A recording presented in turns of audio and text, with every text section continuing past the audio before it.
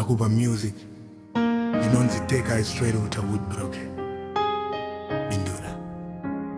Moyo wangu mnondirwadza kuona Nyerera dzichitambura, kushika pa kufamba dzisina kupfeka shuwa mwari wa mwendo vanotadza kuenda nekuchikoro hanzi, ndekuti baba hauna hanzi, nekuti amai hauna yati, vabereki vakashanda vakasiya, vakadzirira vana ramangwanasi, nekuda kwehama zvese zvakaparadzwa.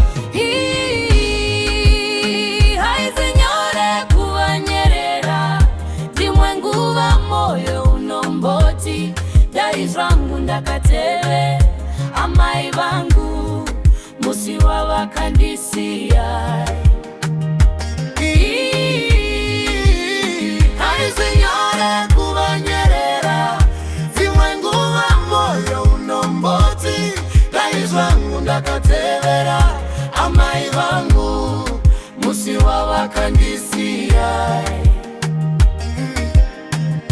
Ndachema zvangu mwari vavo vanando vaitirwa zvese, ini ndini ndonzi ita zvese ringabasa, rese repamba vanenge vakamirira ini kuti ndiite mhosva yangi, ndeyekuti ndiri Nyerera shuwa. Pakauya vaenzi ndinonzi buda panze pavanodya, zvinonaka imi handiwanikwe ipapo ndikabudikira, kutukwa chete nekurohwa nyasi samasimba, mufaro wangu ndinowana riniko.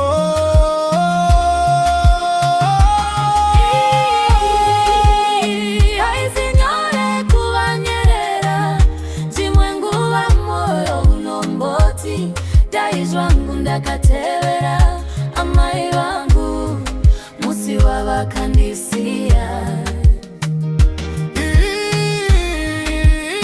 Haizinyore kuva Nyerera, ndimwe nguva moyo unomboti, dai zvangu ndakatevera amai vangu musi wavakandisiya.